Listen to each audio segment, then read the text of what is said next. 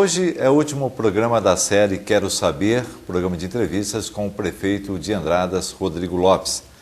Rodrigo, um fato, infelizmente, lamentável que ocorreu nesses últimos dias foi que uma criança foi encontrada numa van no almoxarifado, sendo que ela deveria ter ficado em casa um horário bem antes. Isso causou até uma certa polêmica no município e também ouviu-se falar da Secretaria de Educação sobre processo administrativo. Como você recebeu essa notícia e fala um pouquinho sobre o que representa o processo administrativo?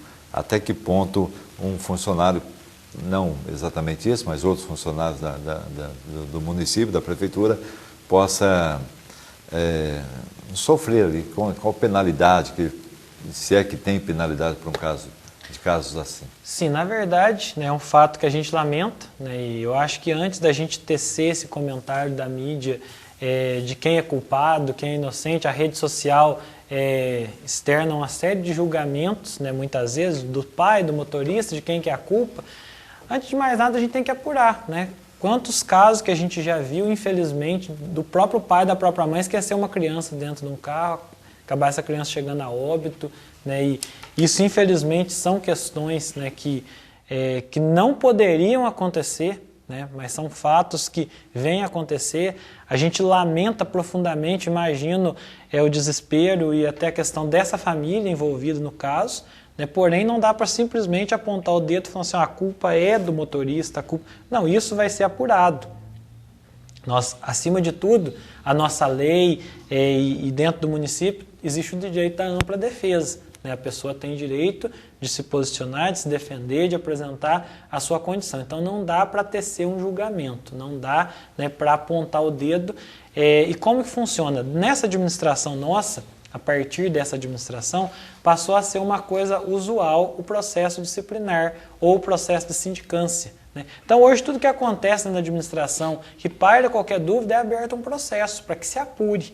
Isso é papel e obrigação da administração, para que se prove, para que se puna o responsável ou para que se inocente.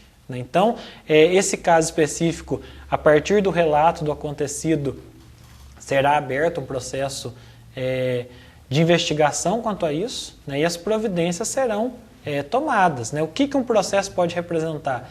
Para um servidor, ele pode representar uma suspensão, uma advertência e até a demissão do cargo, dependendo do grau da responsabilidade, da gravidade do caso em si. Já houveram demissões dentro desse mandato, né? A gente tem muita seriedade, diversas denúncias, né, acontecem e a gente procura apurar. Né? A gente deve ter hoje aí mais de 50 processos em andamento, né? E não é porque abriu o processo...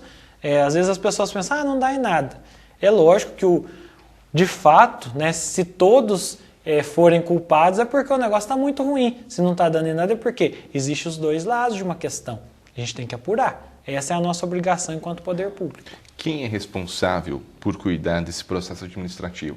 O prefeito tem autonomia disso? São nomeados funcionários para cuidar disso? Como que é esse procedimento, Rodrigo? Existe uma comissão permanente, né, que tem mais de 15 pessoas que integram essa comissão, pessoas que são próprios funcionários efetivos, que têm alguma habilidade, que têm formação jurídica e que têm habilidade no andamento, na condução desses processos.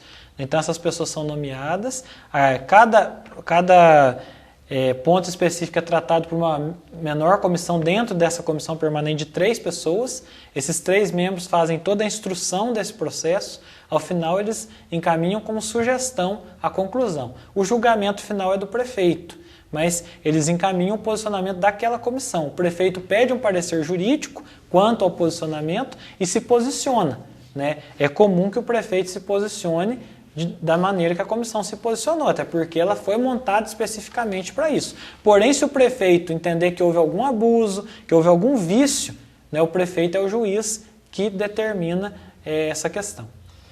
Rodrigo, especificamente neste caso que ocorreu, os motoristas da prefeitura, eles passam concurso, orientações, porque lidar com crianças é muito delicado e precisa realmente de uma atenção especial quando se trata ainda mais do infantil. Sim, com certeza. Todos os nossos motoristas eles passam por um processo de treinamento, né? O concurso foi muito rigoroso dessa vez, inclusive com a prova escrita e prova prática, além do que eles vão a Poços de Caldas fazer, né, uma especialização para a condução da educação, né? Isso é feito, é uma questão que é uma grande preocupação que enquanto município nós temos, e a gente vai continuar com isso, monitorando cada vez mais e trabalhando para que diminua-se os riscos. Infelizmente, nós lidamos com seres humanos.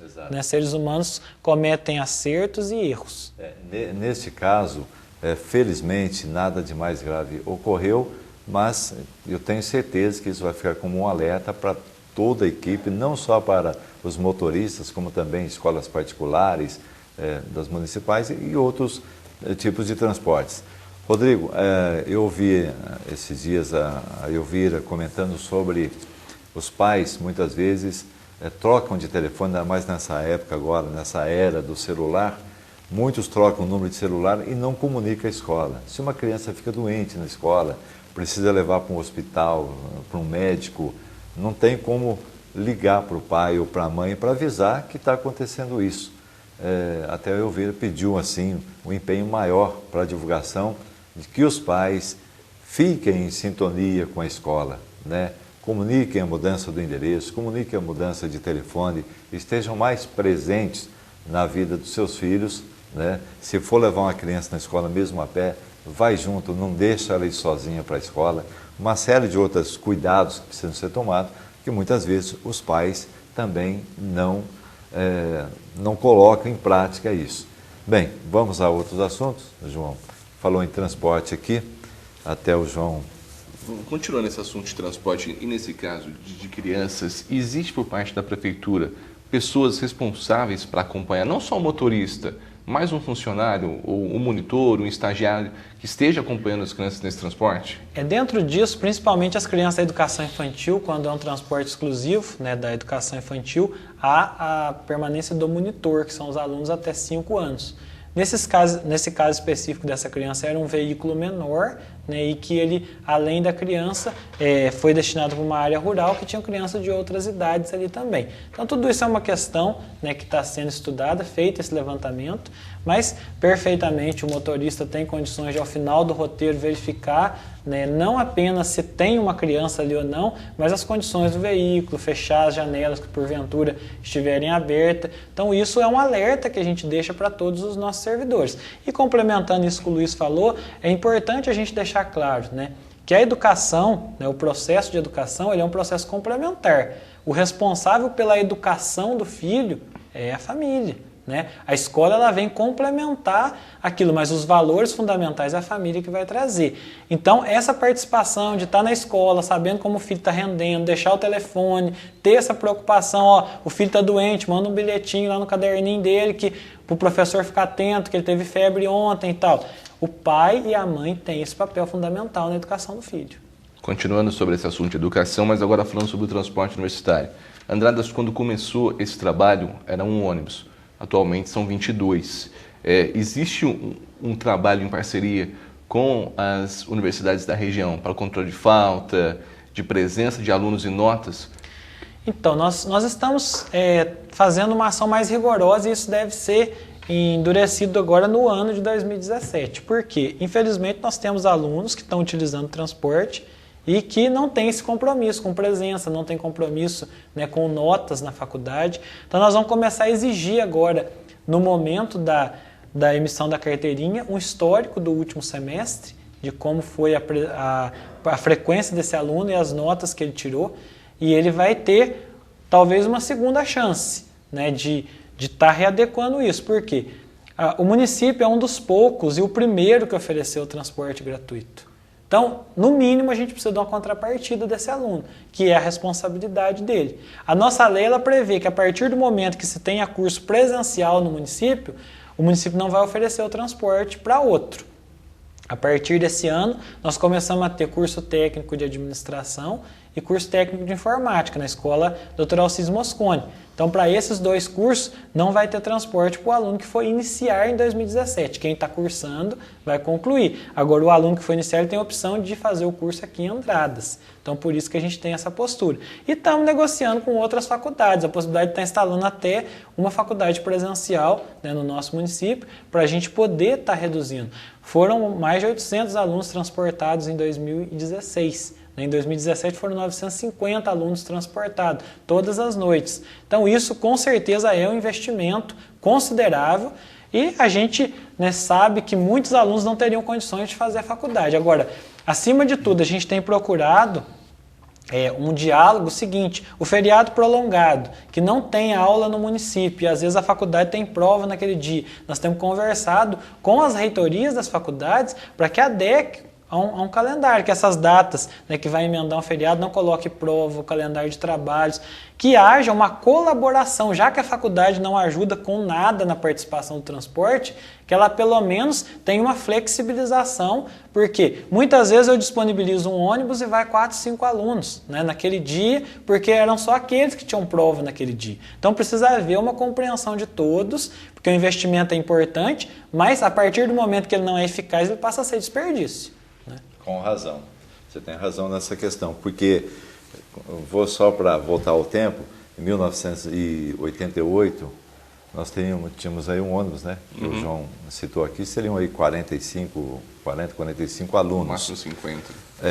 Depois de 28 anos, passaram a ser mais de 800 alunos. De um ônibus passou, então, a ser 22.